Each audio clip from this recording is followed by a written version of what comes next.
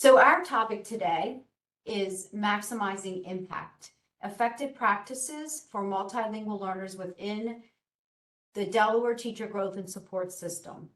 So if you can just give the reaction on your screen there, like how many of you have thumbs up, are familiar with the Delaware Teacher Growth and Support System? It's our teacher evaluation system, okay? If you aren't familiar with it, I do have a few slides to share about it. And it's really more of an instructional framework than it is an evaluation system. But more about that in a few minutes. So today what we're going to do is we'll do an introduction and an overview. We'll explore connections, the interconnections between guiding principles, belief systems, mindsets, values, and missions, which I was thrilled to see that Maria brought up the values and missions, because we're going to look at them too in this presentation, and how it aligns to DTGSS to foster skillful teaching. That high expertise teaching, this is what this presentation is about, developing high expertise teaching so that we can meet the needs of all learners, MLL and all learners. And then exploring some strategies that we can employ in the classrooms to support MLL learners. And then we'll do a case study activity and close out.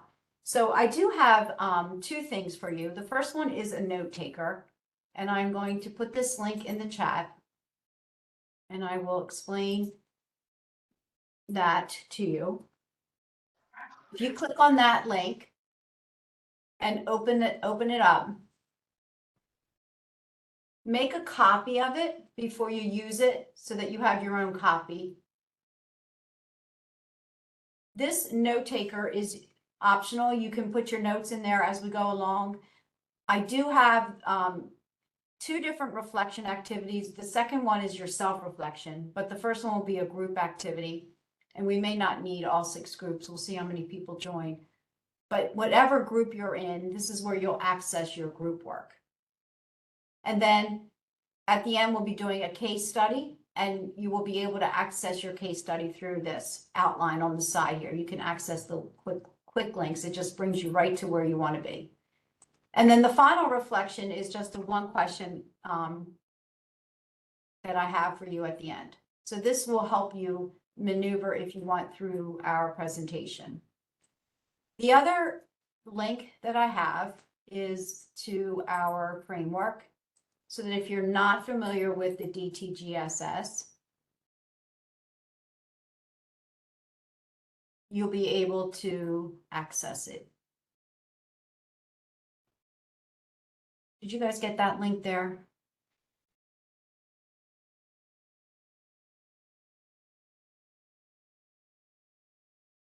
Okay, good. All right. So are we all good with our materials? We have a note taker and we have a framework.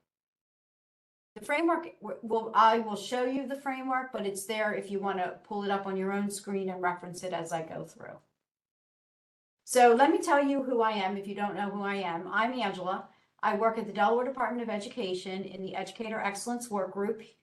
This is my team here. I work with the workforce support. Our aim is really to develop a sustainable educator workforce that supports equitable access. You're going to hear me say common words that you've heard, a common theme throughout yesterday and this morning. Equitable access to excellent teaching and leading for all students. I'm trying to figure out my role and how my role can connect to what Maria and Carrie were sharing this morning.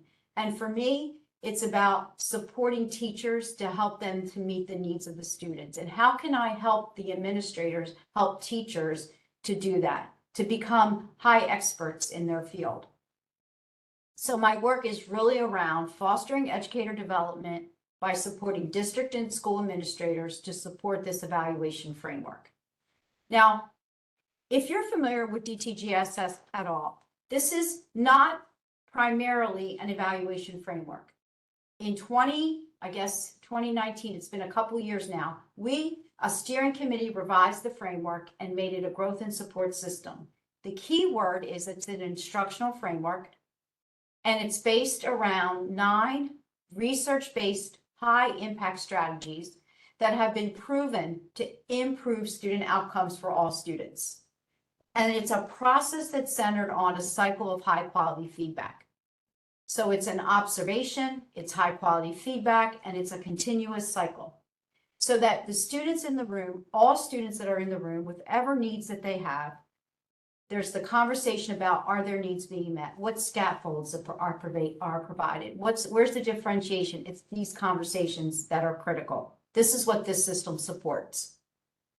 Now, our framework is created into 3 performance areas, and these are those 9 high impact strategies: structures for learning, positive classroom climate, equitable access. See, some of these things are resonating with you. Look at that: equitable access, cultural differences, highly valuing relationships and connections, objectives for learning, learning experiences, checks for understanding and feedback, rigorous assignments, questioning and discussion, and academic language and vocabulary.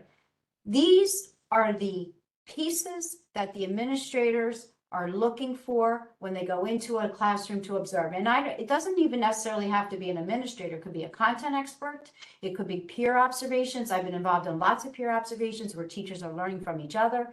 So it's really critical that we have conversations as together where we're learning together. So objectives for learning. Do the students understand what they're learning, know what they're going to be able to do and why? Do they understand what they have to do at the end to prove that they met success? Do they have the opportunity to self-assess? Can they make changes, or is it just wrong and their mistakes aren't pointed out to them? Do they have the opportunity to process their learning? Is there wait time provided? Think of the students that you interact with and you work with, and maybe you've been in classrooms. Have you seen these things? We're going to talk about some of your experiences. And then, is the teacher checking for understanding and giving feedback and giving kids opportunities to revise, retest, and reassess? So these are the things about our framework, which is very powerful because it's not an evaluation framework. It's an instructional one.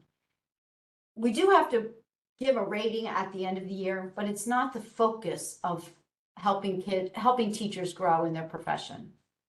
So for our meeting today, I wanted to give that background before we went into this presentation, but everyone's invited to participate. If you want to share, unmute yourself and just say, Angela, I have a comment. You know, it doesn't have to be so formal. Be engaged, bring your whole self to the work, personal care, and then enjoy the process. Always like to enjoy whatever we're doing, enjoy it. So I'm going to stop talking so you can read this next part of our group agreements.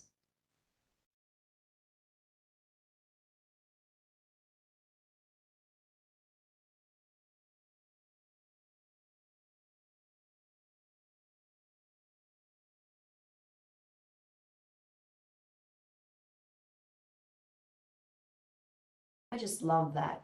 I don't know, but you guys, I think you'll have a copy of this. It's was sent to the presenter. So if you want a copy of this presentation, you didn't get it, just reach out to me. But this is how our day, trying to break it up of times when you're doing some talking and times when I will be doing some sharing. Particularly, all this is around that framework that I just showed you about. And then we'll close out to get you to your next session.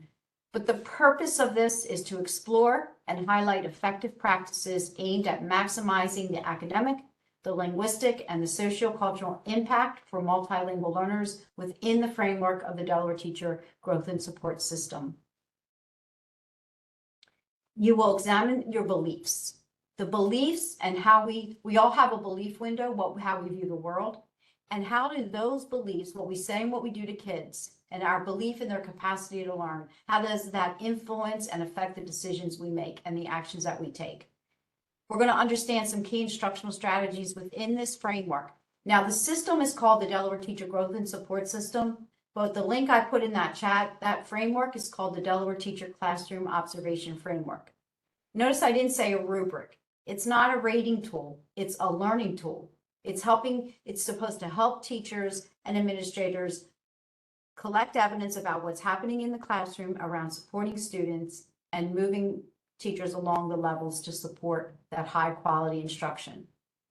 We're going to have some opportunities to reflect and discuss, and then we'll just foster collaboration and networking, exchange ideas. We'll have opportunities to do that. So when DTGSS was created, the steering committee was made up of teachers and administrators and all sorts of groups representative groups across the state of Delaware, these were our guiding principles. They probably resonate with you already. That every child deserves an effective instructor. Good instructors are made, not born.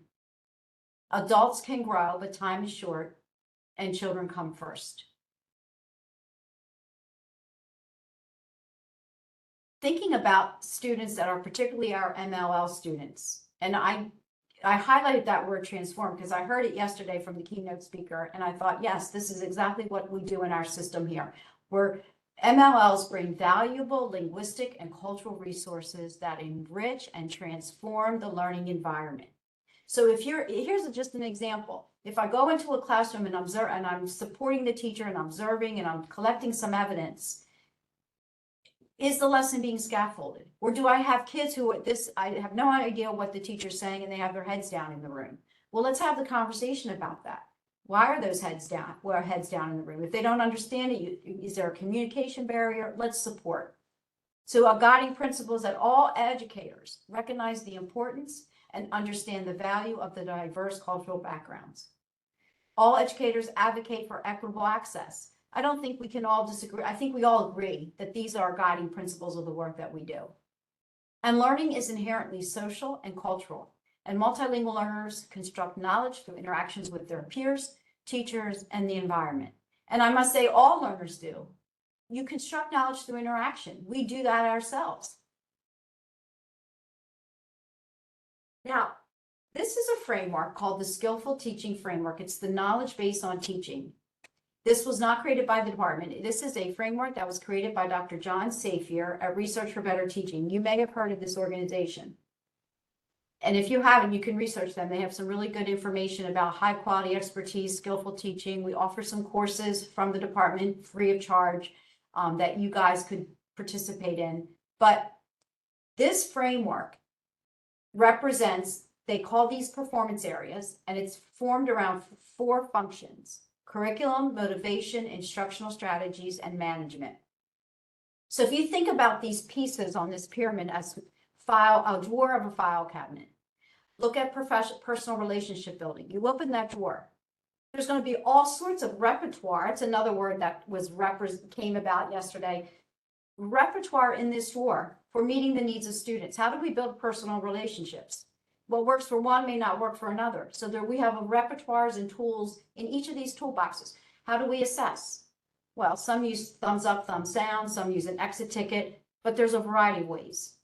Novice educators have less tools in their toolbox than experienced educators. That's why we support the novice through the CIP program. But this knowledge base, look at the base. Look at the base of the knowledge base on teaching. It's your essential beliefs. What do you believe about student learning? And I'm not just saying I'm just talking about you in general, teachers in general. You might think about teachers in your building or in your organization. Like, what is their belief system about the capacity of students to learn? What messages are we sending to kids by what we say and what we do? So I taught for 25 plus years before I moved into administration. And I would have I taught math, special ed math to 7th and 8th grade. And I would have parents on open house and I'd come up to me and said, just get him through. He's never been good at math. I've never been good at math. His sister's never been good at math. And my heart would break. And I'd be like, I'll figure it out. We'll get him, we'll get him where he needs to be. But you hear these messages, and what does that say to kids? And Maria said it earlier today. She says students don't recognize the assets that they bring. Why is that? Is it these nonverbal or verbal messages that we're giving to kids in the schools and what we're working with? And I have more examples to share, but I won't belittle that. But these are messages that we need to be saying to kids. It's a high expectation message. And if we don't inherently believe this, we have to say it anyway. We have to believe it because kids can learn this. We have to let kids know that they can do it. They may not be able to do it yet. You may have heard that common message, I can do it, but I can't do it yet. What strategies? This is important. You can do it, and I'm not going to give up on you. If you have that on your wall in your room, if you're working with small groups of kids, say this all the time. Students need to hear this. The kids need to hear this. They need to believe in themselves and know that they can do it. Because if they keep getting beat down, or if they can't connect to what's happening in the classroom, they feel isolated. And I said to my partner this morning when we were in our groups, I said, imagine coming into a school, into a classroom, and you're not understanding the language. You're trying to figure out the math or whatever, and you're just lost. Think about how that kid is feeling. And so they disengage, they put their head down, they feel like, I don't like school.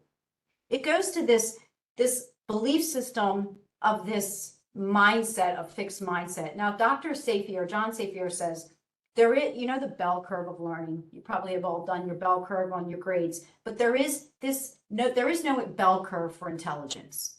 This is a fixed mindset. Like, if you're very dumb, that means you have this innate ability. You're never going to be able to become very smart. This is false. This is a fixed mindset. There isn't any innate ability that I'm kind of dumb, I can't get it.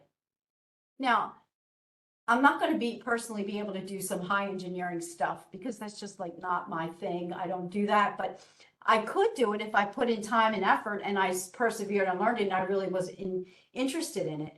But we have this kind of a mindset is fixed and it's unequally distributed and it's responsible for one's success and failure. Where every task is viewed as an evaluation. Think of kids, if they have this mindset, kids, and they go to take a test, think of the anxiety, the stress. Then they get a failure and they get all these X's on it. Like, they're devastated. They may not say it, they may not voice it, you may not see it, but they're feeling it. You feel it. Like, nobody gets up and says, I can't wait to fail today. Everybody wants to be successful. Everyone wants to be a part of something. So the goal of those with a belief system is to prove themselves. And that's really a stressful environment to live in. You might hear teachers, I don't know if you've heard teachers say things like this, but I have. Some statements like, some people are just born with a gift for math. Like, some parents say this to kids, or either you have it or you don't. I've had teachers that said that to me, and I had to struggle. I won't go into all that, but I had to fight to get to like some of these high-level math courses that I wanted to take because I didn't have the grades, but I knew I could do it. I just didn't test well. But anyway, since English isn't your first language, I'll give you easier assignments. It's understandable that you might struggle more with the language. Now, think about it. Like, if you hear these things in the classroom when you go in, or you're working with kids and you're in the room with another co-teacher and this is being said, how can we talk about this with that teacher and try to help them to move beyond this kind of mindset? Try your best to understand. Let's stick to the simple activities for now. Let's focus on English speaking activities for now. Your culture is interesting, but it's not as important as mastering the language. This is a fixed mindset belief. These are fixed mindsets, actions, and statements. Converse that to this effort-based ability. Effort-based ability is a growth mindset. You probably all are familiar with a growth mindset, but it's, okay, here's my ability. I have confidence in myself. I have effort. So I'm going to work hard. I'm going to get some strategies. My teacher's going to give me some strategies and I'm going to be able to achieve. So if I achieve at this level and I still don't get it, I'm going to learn some more strategies. I'm going to keep persevering. I'm going to work harder. This is a growth mindset. It says intelligence is not fixed and it's built incrementally through effort and feedback. That's why feedback is so important. Teachers need feedback, administrators need feedback, and kids need feedback, but feedback that's going to help them grow. Not like great job or you didn't do well. It's, what are your mistakes? Let's look at them together. And it's grow and it's influenced by expectations, confidence, and effective effort. When I taught 8th grade math, well, I looped with them for 2 years. These kids that I told you about, the special ed 7th grade, I looped with them for grade 7 and 8. When they came to me in 7th grade, they were all like, are we going to do multiplication again? Multiplication tables? I'm like, no, we're going to learn linear equations. We're going to be doing slope. We're going to be doing graphing. We're going to do all this stuff. We're not doing multiplication because that's what they always did because they could never remember their timetables, right? So this is what I'm talking about. When we interact with kids that from another language and are struggling with something, we just don't regurgitate the same thing over and over with them. We support them and we help them so that they can achieve the high expectations for that grade level. So let's give you plenty of opportunities. These are messages. If you're working with teachers, these are things that you can share with them. Let's give you plenty of opportunities to practice. I'm here to support you. and in understanding. Everyone's language journey is unique. Let's focus on your progress and growth. Let's focus on the glass half, the glass half empty, half full. Is the glass half full? Let's look at what's there already and improve. I'm impressed by the effort you're putting into learning English. Your hard work is paying off. Your cultural background is valuable. Recognizing that, literally saying that, and it enriches and transforms our classroom community. I was in a classroom on Monday. It was a high school classroom, and the kids, the kids were in one of those classes that they're moving into become teachers. They want to become teachers. I'm missing the word for it right now, but they're working with elementary students. So their teacher said to them, now I want you to go and find a book where you see yourself in, a book that mirrors you. And then they're going to make this diorama and box of the picture of the book, and they're going to share a book stories that they're going to go to the elementary school and read this book with the kids. Because the teacher said, our kids, when they come to school, they want to feel like a part of a community. They want to feel respected. And she said to this one student, she says, now you came to us from Guatemala when you were in elementary school. Now he's like, I think he's 11th grade. And she said, do you mind if I share your story? And she shared his story that he came, he couldn't speak English, but she was praising this student of how far he's come, how excited she is to have him in the classroom, and that he had selected a book from a student who had his experience, and the kid was shining. Like, it was like a beautiful thing, and I wish I had videotaped it. But can we celebrate that in the classroom? And I put this in, after our morning session, I came back to this slide and I put this in because I think Maria had said it. What can we say and do to help students recognize the assets that they bring? This teacher celebrated it. She said, do you mind if I share your story? And she praised how far he's come, and here he is. And she was talking about Guatemala. Are you going to go back? Do you have family there? Like, she was really connecting to that student. And now this student's going to go connect to elementary kids. So, it's like he's going to bring that passion and that energy and that interest with him. So this effort-based ability idea is smart is something you can get. That bell curve of ability is wrong. And even what we call intelligence is malleable. So thinking when we interact with people, are we interacting with this? You can do it. I won't give up on you. This is important mindset. Now, I'm going to put you into groups because I've done some talking now, but I wanted to share my experiences. So you guys are going to go into a group where you'll be assigned one of these beliefs. This is an effort-based belief. Belief in the power of effort and persistence, focus on learning and development, and this growth mindset idea. So if this belief system, that effort and perseverance will achieve success. Now, it may take a while and you may not see it overnight, but if you persevere in hard work, you're going to be successful, but it has to do with the feedback you provide. Now, I'm going to share my story with Laura, one of my math students. Now, think about your empty chair in your classroom. Who's in that chair? Who do you interact with that you might be able to visualize as I share my experience? And how do these beliefs and values, how are they important to effectively teach them? So with Laura, I would give her a test, and I would, instead of putting all these X's on it and putting this failing grade, I would circle what she needed to change. And I would say, your approach to solving this problem is impressive. I noticed a small mistake. Let's look at this together. So I would make sure that the feedback was saying, look, this is impressive. Now let's look at this together. So you're kind of like supporting and saying, okay, not that you didn't get this wrong, but what I see what you did is good. Let's change it. So if you get the next one, this focus on learning and development, it's this belief that skills and achievements are developed through practice and determination. I did a lot of project-based learning. All students, I think, would love this, but particularly MLL students, because they're opportunity for them to collaborate, peer connect.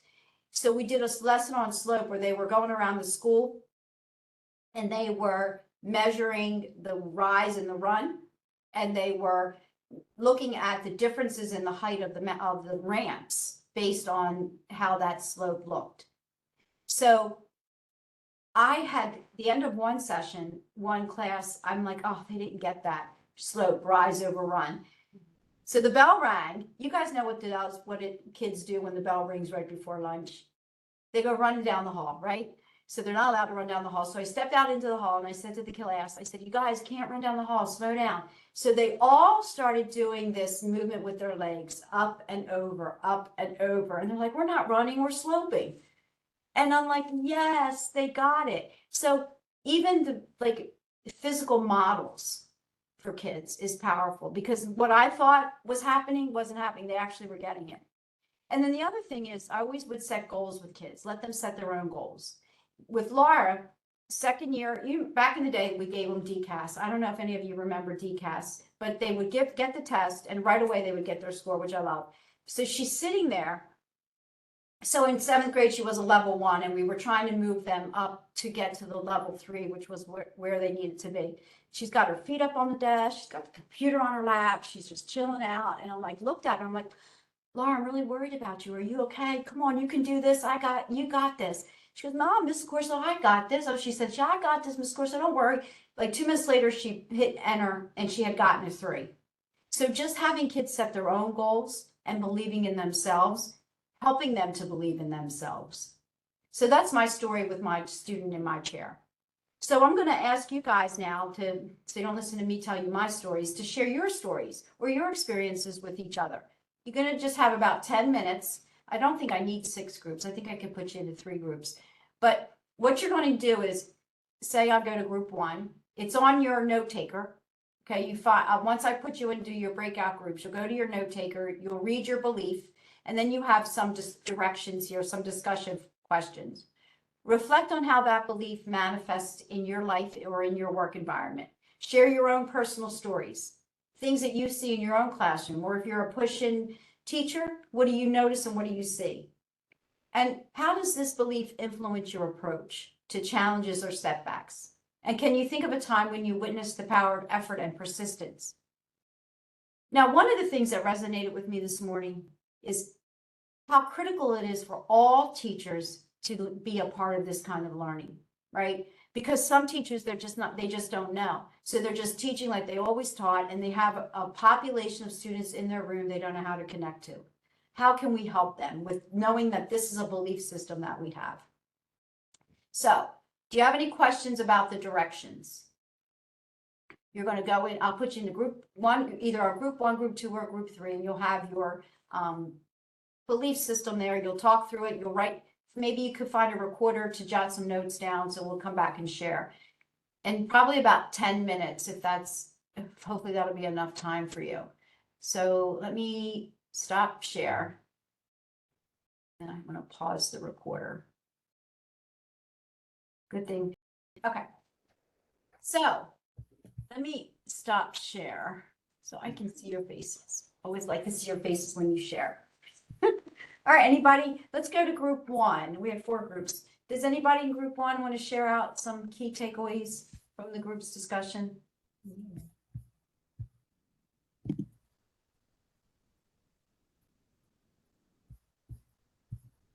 How about if I just put it out there for anybody that wants to share?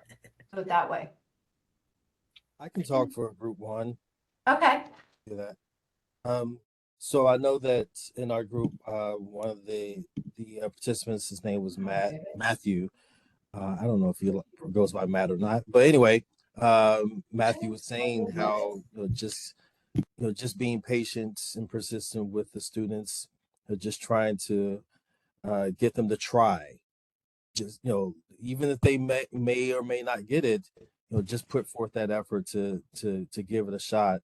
And sometimes they're just afraid to even be wrong, or to have other people see that maybe they don't know what they're talking about, but at least put forth that effort, and maybe they'll get it, maybe they won't, but at least create an environment where they're more likely to put forth that effort and to give it a shot. I thought that was really key. One of the things from our session, and then just encouraging each other too, in our day-to-day struggles with students, and not to be negative. I mean, we all have our down days and our days that we're kind of stressed out or whatever, but we can't let that be the majority of our days. We can't let that be the mindset that we approach every single day, like, oh, here again, or it's that student again. Yeah, Because the students pick up on that. they do. If we don't want to be there, then why would they want to be there? I agree, right. Two things that you said that resonate with me is number one, it's okay to make mistakes, right? Mistakes are where you're going to learn. So that goes to that growth mindset and how we communicate to to kids. And we literally say it to them. And that second thing is like literally say to kids, I'm having a bad day today. Today is not my day. And they'll respect that. Like I would have days where I would just be like so frustrated with their behaviors. And I would say to them, look, I would just stop. And they'll be like, what's wrong, Mr. Socorso? And because I'm so frustrated. You guys are talking when you're supposed to. And then they would apologize. So just being truthful and transparent with the kids sometimes is always so helpful. So thank you for sharing that. Anybody else? Yeah, let me share from my group. I was telling them that when you was telling the story about Laura, I just remember a quote that says, the student is never going to remember what you say. They are going to remember how you make them feel. And that is all about that. All about that. I love that. And in the big scheme of things, right? Like it's these relationships and how we make people feel. Test scores come and go. They have a bad test, they have a bad test. My niece, she goes to her new check, she'll call me crying. She didn't bad on tests. I said, well, in the big scheme of things, it doesn't really matter. So, anybody else? We had in our group, we had a couple of things shared. And Ms. McLaughlin shared that she often, when students are getting frustrated or struggling with something, she'll sit with them and walk them through and, kind of questions and talk them through step by step so that, those questions, hopefully the next time they come to a challenge, those kinds of questioning techniques, they'll hopefully, do for themselves. So building that kind of that student agency. And then we had another, Ms. O'Keefe was sharing that one of her teachers has thinking partners so that the students, they can talk to their thinking partner about it before they share out with the whole group. And that the teacher often will change the thinking partners after a couple of weeks to make sure, and she's very strategic about how she picks them. And then Miss Whitty shared that she likes to kick off her school year just making those connections and just making those ML students feel like they're seen, they're heard, and they're cared about. And then I shared kind of big picture for the teachers, and then some of the teachers used it in their classrooms with students. Something I kind of stole from the cult of pedagogy several years ago, marigolds versus walnuts, where be a marigold. Marigolds are a plant that help other plants in gardens, where keeping the pests and insects away. And so it's this whole thing we did, help others grow. You can help others grow by listening, by keeping them away from walnuts that might make them negative.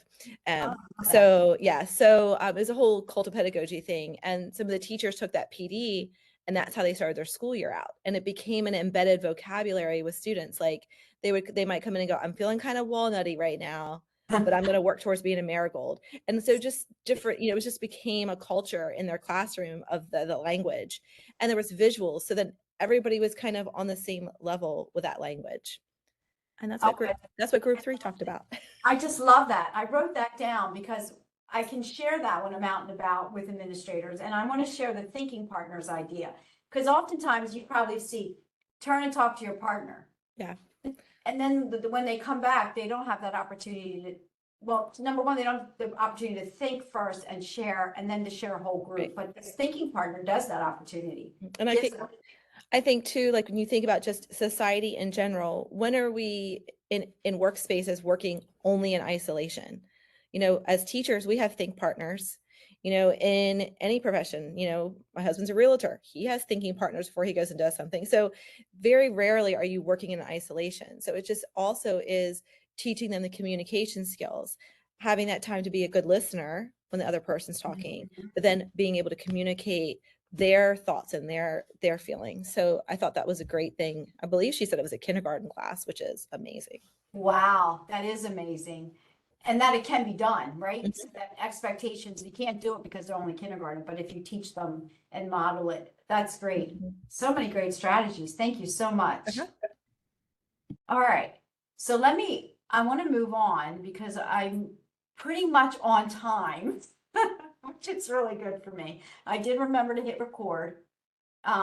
Because now I'm going to get to like some specific strategies in terms of how it aligns to DTGSS. But the first thing that I wanted to call your attention to was, ironically, I had this on my slide when Maria shared earlier the vision and mission of this of the plan for multilingual learners. And then I compared it to DTGSS when the steering committee did the work.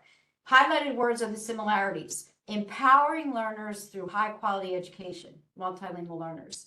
The vision for DTGSS, this culture of excellence, high quality student centered. We're striving to this high quality expertise teaching.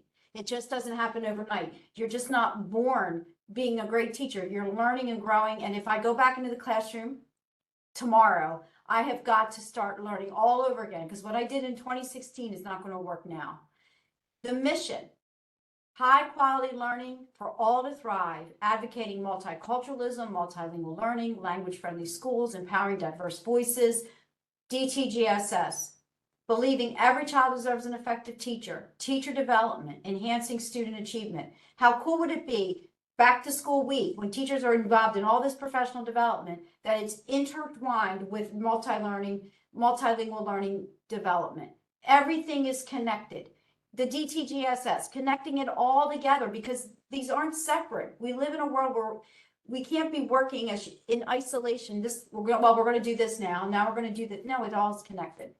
So focusing on what matters most for students. So I'm all excited because I'm really happy to have joined these past 2 days, because now I'm going to continue to learn and grow. Because think about our classrooms. We have kids with different needs. They have different educational backgrounds. They have different attention spans and interests. They have different language abilities. They have different cultural backgrounds. As in my role, supporting administrators to understand this, so that when they go into the classroom, it's what they're seeing the teacher say and do has to meet the needs of all those students in that room. And if Johnny and Mary in the back of the room have their heads down, let's talk about that. What is the plan for them? What's happening there? And it's just not accepting that mediocrity. So you have that framework that I shared before. The outcome of it is to support skillful teaching. That's why we have this is why it's not an evaluation system. It's an instructional framework. It makes information and learning accessible to all. It considers learning preferences, classroom environments, instructional strategies. It's rooted in teacher growth and development. You've probably have heard all these things. It fosters expert learning and thinking. It's a coaching tool. And it's framed on high quality feedback and collaborative conversations. So if you're an MLL coordinator, if you're an MLL coach, if you're supporting teachers and students, use this framework. This framework is research-based, high impact strategies. We're going to talk about it a little bit more. But I shared this earlier with you, but here's what I want to talk to you. Remember, I talked to you about this growth mindset and what we say makes a difference. So teachers are planning. They're using curriculum, they're planning, they're designing objectives. What if we said, you're not just planning, but you're the architect of the intellectual experience? The power of those words. I'm the architect of the intellectual experience. I'm the spirit leader. I'm the cognitive scientist. I have to figure out what works best here. What models of teaching am I going to use? I'm the environmental engineer. I have to create my classroom, my routines and procedures. So I talked about this file cabinet, and I talked about repertoire within our files. And the key to meeting the needs of MLL students is this matching. I'm going to show you what I mean by that. Let's just take a look at 1.1 and 1.2. It's the structures for learning. It's routines, procedures, behaviors. It's positive relationships. The teacher to student, student to student. Students are listening attentively to teachers and student, to teacher and to each other. Think about attention-getting strategies. You probably have all seen or done them yourself. Things that go from winning strategies like encouragement, enthusiasm, to less winning ones like proximity, like maybe threatening, maybe peer competition. Sarcasm is something I crossed out because that's not something we don't want to use with kids, because what we intend may not be understood or heard correctly, and it may actually hurt the student rather than be more humorous. But look at all these strategies for getting kids' attention, for maintaining it, for engaging kids. So which one is the best? There is no one best strategy. When we're working with students, the best strategy idea is not there. It's about matching. It's about looking at what repertoire is in my toolbox, looking at my student in front of me, looking at the situation, looking at the content, and figuring out which one's going to work best. This is why teaching is so complex, right? Because it's about 1,000 decisions you have to make in knowing your kids. It's about, I have my curriculum over here, I have my students over here, I gotta bring them together so that I'm supporting those students the best way that I can. To give you some more context for this before I start sharing some ideas, repertoire is student or content dependent. It's how the teachers do what they're doing. So for discussion, kids discussing, think, pair, share is a discussion. The thinking partners you shared earlier would be a discussion technique. Jigsaws a way teachers can present information. It's not always going to work. You may not always use jigsaw where everybody gets a part and does it and then teaches it.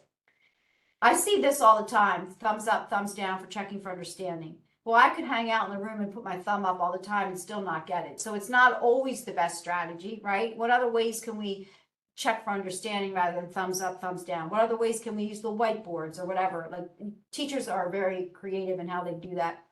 And then equitable access, having students share about their heritage, especially if you are reading a book that's set in Africa. Literally, this is what I was in a room one day, and the teacher is reading this book to the kids. It's high school, it's set in Africa. And ironically, that day, 2 kids had come in from Africa. They were in the classroom for the first time somewhere from Africa. I don't remember where. Totally did not engage those kids. Where are you from? What was it like? What do you experience? But started reading this book and there was no connection to these students' background, which is such a missed opportunity. And it's no judgment on the teacher. It was just a missed opportunity to pull those kids in. So you want to walk away today with some strategies for reaching all learners. For learning environment, these are just some of the things that you could do. Visual aids and prompts. You know, anchor charts are a great way for the learning environment so kids have access and can see it. Words with their heritage language on it. Random response strategies. This is about learning environment, which is structures for learning, positive classroom climate, and equitable access. Cooperative learning structures, group discussions, role playing. Giving kids clues. Repeat it, repetition, constantly repeating things, rephrasing things, having kids rephrase it back. Follow-up questions. Incorporating diverse cultural perspectives and examples. You know, say to the kid, like, be honest with the kids, like I've never been there. Tell me about that. What is your experience? Like, really building them up. Cultivating a culturally responsive classroom. Now, that's a whole other presentation, culturally responsive practices. But even if you think about the libraries in the room, what books are on that library? What are you displaying student work? Like, even displaying student work and having a variety of different things available for students. Color is critical for students, you know, all the different colors, and honoring that. And then peer collaboration. For repertoires for engagement and learning, various explanatory devices. This is on performance area 2. You'll see this term called explanatory devices. Those are things like think alouds, physical models, graphic organizers, these interactive whiteboards, mental imagery, all explanatory devices.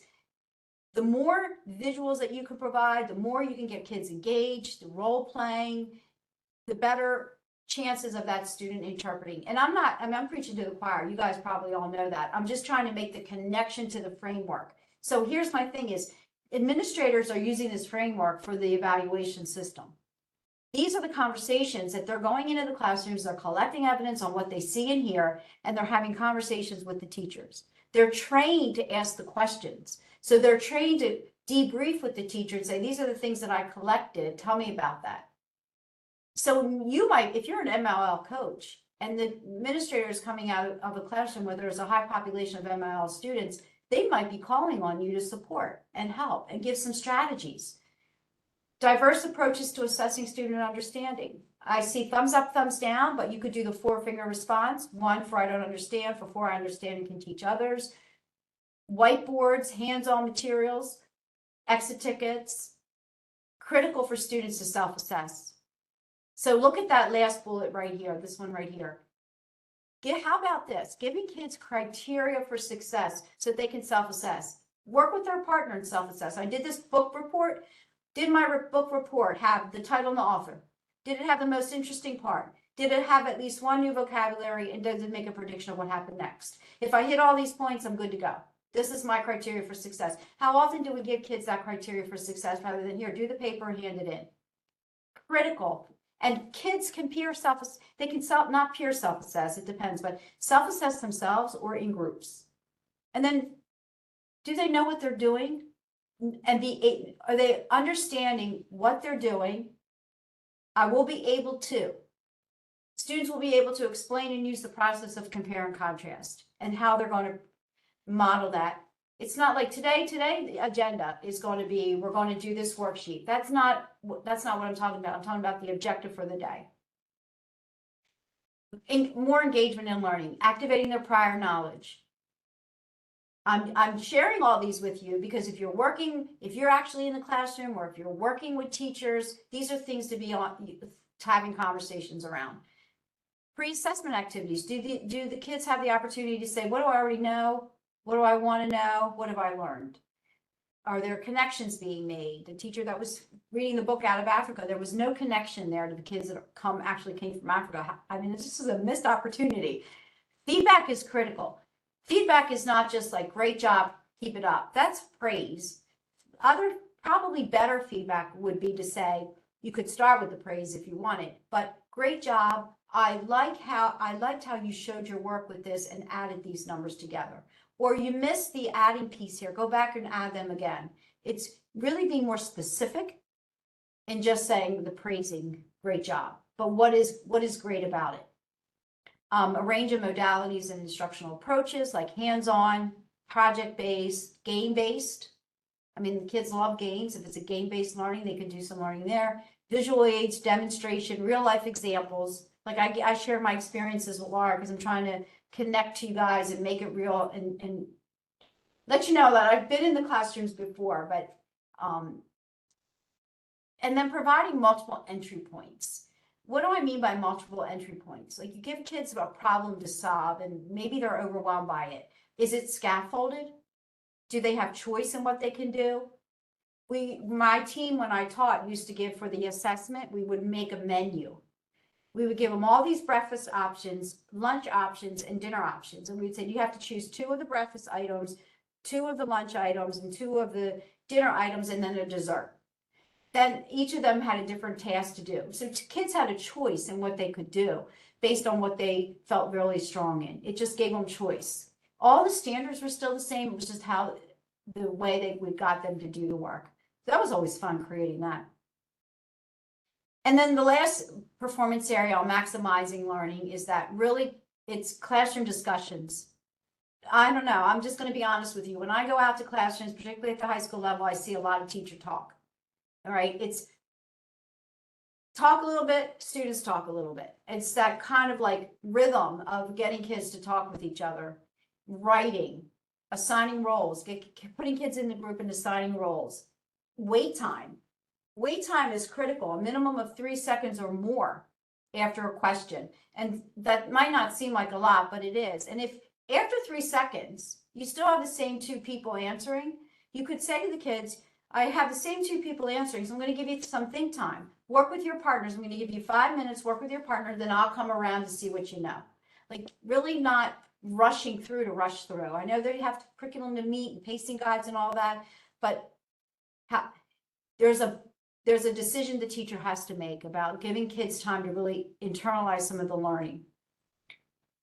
Integrates explicit language instruction, clearly giving that academic language and vocabulary instruction.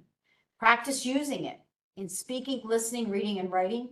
Providing sentence stems. I know when Maria and Carrie often go on visits with me to the schools to do the DTGSS visits, they often will mention like, you know, the anchor charts that they noticed in the room and how important it is to sentence stems. Did you notice the sentence stems you have on the wall? No, I didn't notice them, but these are the things that we can help each other learn from.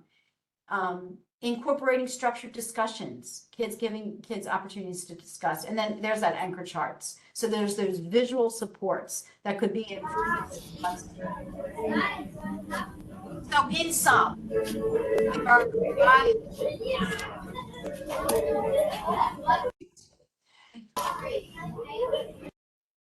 so I lost my spot. In sum, there's a variety of strategies, methods, and approaches to meet the diverse needs of students. These strategies the teacher uses depends on the student, the context, and the situation. There is no one best practice. And it's about knowing your kids. That's why it's so important to spend time at the beginning of the year, developing those relationships, understanding your students. And so in our work, in the work that we're doing yesterday and today, for multilingual learners, and I aligned it to the framework so you can see, critical to differentiate, provide multiple means that students can make their learning visual. It goes to 2.2 and 3.1, giving them choice in their assignments, making their assignments scaffolded so that they can be successful. We don't wake up and want kids to fail. We want to support kids and we want to help them learn. And if they don't do well, figure out what they didn't do well on and reteach the way that they can learn. Some kids are not going to learn math by writing and doing. Some kids are going to need to hold the models in their hand. Some kids are going to need to see it. I was a visual learner and I struggled through math my whole career until I got to college, and I had a teacher that actually started to draw things. I'm like, I get it now because I was never taught with pictures. So language support, you know, both in English and in the student's native language. And I think that was said earlier too in the meeting this morning about recognizing they're learning this new English, this new language, but valuing their cultural language. Culturally responsive teaching, being relevant content, materials, and examples to make it meaningful for them. That goes to 1.3. Collaborative learning. This is for all students, but particularly for MLL students, pairing them with English speakers so that they can help each other. Explicit language instruction, that goes to 3.3, and this multimodal learning using multimedia resources, hands-on experience, interactive technology tools. Your teachers have curriculums, you guys have curriculum. How critical it is to look at the curriculum and look for these things in that curriculum. Not creating something new outside of the curriculum, but using the curriculum to be really intentional of, okay, how does my math unit differentiate the lesson for kids that can't get it? Where's the collaborative learning in this unit? Let me find that in the little notes on the side. I'm not advocating for you all to go and create new stuff. It's using the curriculum and finding this stuff. And if it's not there, who's going to have that discussion? What PLCs? Can you have the discussion in PLCs? So, this is going to be a minute now. I again shared a lot with you. To take some time to self-reflect. It's on your note taker. It's the self-reflection number 2. And I can pull it up here. Reflection 2. And you are going to, on your own, and you can jot notes in your note taker. What strategies, methods, or approaches do you typically draw upon when teaching multilingual learners? How do you ensure that these strategies are effectively matched to meet the diverse needs? And in what ways do you think the current approach could be improved to better support multilingual learners? So I'm only going to give you about 4 minutes, 5 minutes, maybe not that much, to just kind of do some self-reflection so we can get to our case studies before 2 o'clock.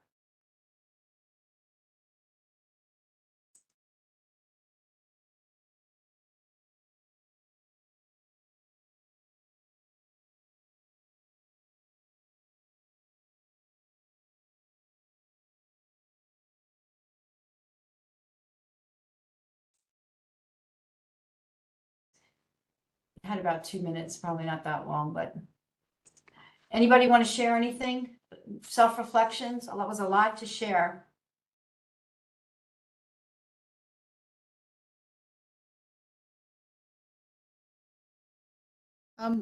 Just to share a little bit, one of the things I work with is our pull-out program with their multilingual students and their grades 9 through 12. So we try to target academic skills that could apply to all of them. And when you mentioned the learning menu, the breakfast, lunch, dinner, we do a monthly learning menu, and they get to pick, certain items, but there's some that are like non-negotiables, Yeah. that they have to do, but we always try to build in some type of academic language with that. But we start with things like, what does it mean to analyze? Like you have to say it's good or bad. So we always try to do that. But then when we have them practice those, we try to do it in an informal journal. So it's like social. And we give them the feedback about try to incorporate more descriptive words, try to elaborate on your response. So we try to give them just, that type of feedback as we go through. I love it. That's great. That's the kind of feedback that is critical. And I think the next step might be trying to take their journals more from just social things to trying to maybe target some content areas. That might help a little bit. Yeah, love that. And since we have underclassmen and upperclassmen, we do try to do some peer mentoring within that, because we might have a focus on where are you at, what struggles you are having in the classroom. And sometimes they peer tutor each other in math, and they'll do some things the upper and underclassmen. Yeah, that peer tutoring is so powerful because sometimes you as the teacher could be saying the exact same thing that the kids say, but they get it from the kids. Yeah. We call it kid speak. My bad. I've had that experience. I'm like, I just said that.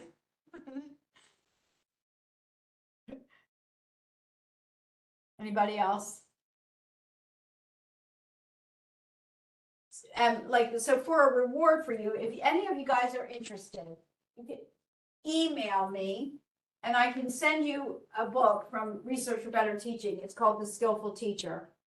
So I have a lot of them. Some of you may have them if you took the course, the Study Skillful Teaching course. But if you're interested and because you're on this call, I can send this out to you. I have some extras. Just email me. I'll put my email in the chat and I can send one to you. Now, we are down to, I talked too much, so we're going to only do about 10 minutes of this. So I can get you to this 2 o'clock session, but we're going to do a case study. I'll probably put you in 4 groups again, but here's what you're going to do. You have a little scenario. You're going to read the scenario. You're going to look at the instructional decision that the teacher made, and you're going to say, okay, was this a good decision? How effectively do these decisions address the needs of the MLL in the room? How could the teacher make a more effective choice? What additional strategies or adjustments could have been made? And identify one key takeaway. So in a nutshell, we'll cut our time down. If you go to your note taker, so you have case study number 1, you could just click on it and it'll open up. You read the scenario, so the directions are on here as well. You read the scenario, they're really short. You read the instructional decision the teacher made, and then you say to better support the MLL student and ensure understanding, I won't read the rest of that to you, your group can decide what's a better decision that teacher could have made. And then what would be one key takeaway? Okay, so really short scenarios. There's 6 of them I just said, but let me stop the recorder. I'm trying to multitask. I'm not really good at this. Let me resume my recording and get some of your thoughts. So if you had breakout room 1, can you see it on my screen here, the case study 1? Okay, can you see? Okay. Who was in this scenario? Mr. Lee continued with the lesson as planned, assuming that MLL students will eventually grasp vocabulary through context and repetition. What could be a better way to support him? Group 1.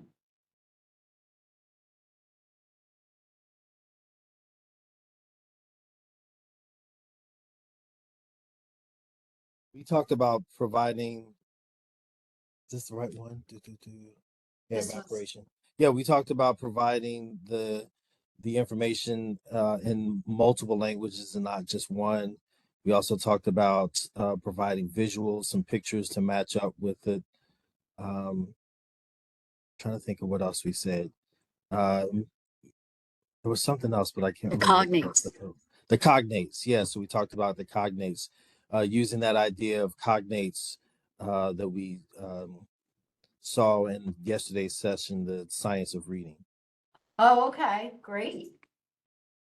So, yeah, so there's lots of different ways, and if you're an administrator or if you are a teacher or MLL coach, supporting that teacher to see that, and maybe they just don't know how to support. All right, let me go back, and let me go to case study 2. I'll speak to that. There was a 7th grade teacher for social studies talking about a timeline. And we said, why not turn it into a kind of a project-based learning opportunity to have interactive conversation? Because timelines are difficult for all people, or can be difficult for all people, because what's significant to you isn't significant to me. It would make good conversation for all learners. I love it. Very cool.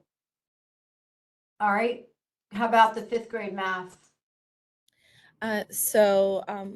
One of the things shared, and I apologize if I mispronounce your name, Miss Escaros was saying she loved from Science of Reading yesterday, even though this is math, to do the preview, view, and revisit, where you preview whether it be the key terms, academic language in the home language, and then you view it in English, and then you revisit it using both languages, combining the two. So she shared that with us.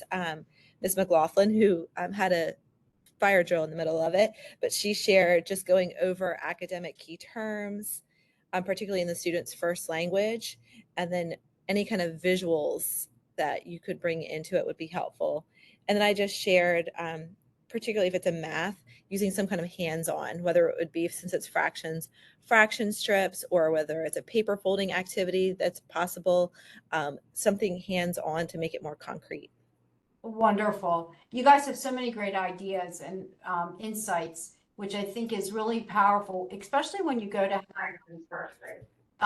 conversations with your evaluator around DTGSS. And I think we have one. The listening and the reading. I can talk about. Oh, I think I just muted you. Sorry. Wait, you're on mute. Kim, you're on mute. Okay. Sorry about that. I thought I unmuted. I'm used to Zoom. This was a 6th grade math teacher, and she knew her ML students were struggling with the vocabulary in math, of all things, and just thought they would get it by immersion somehow. And that was the wording in this, not mine. And she did not provide them any additional support. She just thought they would get it, which is, that's not a good idea. They need visuals, maybe even, providing the names of the vocabulary, the terms we have in their native language could probably help them also. Great. I really appreciate that. I think we just had the 4 groups. The biggest thing that I want you to take away before I give you these 3 ideas is I'm trying to align the MLL work with the DTGSS. If you're a teacher being observed under DTGSS, it's really critical to bring your expertise to the debrief and the conversations, and this is what's happening in the room. Or if you're being called upon to support another teacher who isn't giving those supports, to be able to do that and to know that this system is one of collaboration around those 9 high impact strategies that crosses all of our work. So differentiation, the need for culturally responsive practices, and that language development. Those are the 3 takeaways. All of these align to our framework. Those are the things that we need to use. That's my suggestion for my key takeaway myself in this presentation. What I'm going to ask you to do now, because our time is, let me just get you to this. I will put the link. This is the link to the presentation at 2 o'clock. Let me drop that in the chat. And then you won't have to go find it. The other link, which is actually on your note taker, is a Google form. It's just what stuck with you from today's presentation and why. It's just an open text box, 1 question, just so I can get a feel for if I hit my goals today. So you can do that feedback here now, and you can log off and join the 2:00 keynote session. Can you all see the link to that session right there? And I'll see you on that call. Thank you all very much for joining. I hope it was helpful. Have a good afternoon.